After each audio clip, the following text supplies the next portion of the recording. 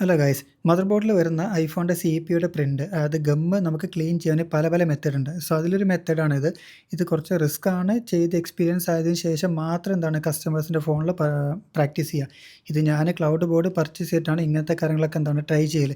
അതായത് പുതിയ ടിപ്സ് അതുപോലെ ട്രിക്സ് കാര്യങ്ങളൊക്കെ നിങ്ങൾക്ക് പറഞ്ഞു തന്നെ മുന്നേ ആയിട്ട് ഞാനത് എക്സ്പീരിയൻസ് ചെയ്യലെന്താണ് ഇതേപോലത്തെ ക്ലൗഡ് ബോർഡ് ഞാൻ പർച്ചേസ് വെച്ചിട്ടുണ്ട്. സോ ഇതിങ്ങനത്തെ കാര്യങ്ങളിലാണ് ഞാൻ എന്താണ് ഇതേപോലത്തെ കാര്യങ്ങൾ അതായത് പ്രാക്ടീസ് ചെയ്യും. അതിനുശേഷം പെർഫെക്റ്റ് ആയതിനു ശേഷം മാത്രം എന്താണ് നമ്മൾ കസ്റ്റമേഴ്സിൻ്റെ ഫോണിൽ നമ്മൾ അപ്ലൈ ചെയ്യുക.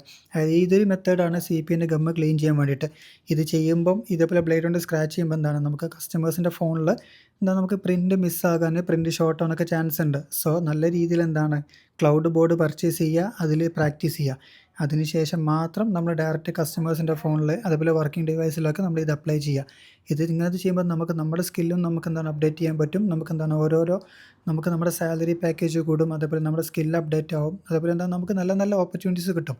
സോ ഇതേപോലെ കസ്റ്റമേഴ്സിൻ്റെ ഫോണിൽ എന്താണ് ഡയറക്റ്റായിട്ട് നമ്മൾ അപ്ലൈ ചെയ്യരുത്. നമ്മൾ പഠിക്കുന്ന എന്ത് കാര്യം ഡയറക്റ്റ് നമ്മൾ കസ്റ്റമറുടെ ഫോണിൽ അപ്ലൈ ചെയ്യുകയേ ചെയ്യരുത്. ഇതേപോലെ ക്ലൗഡ് ബോർഡ് അല്ലെങ്കിൽ ഡെഡ് ബോർഡിലൊക്കെ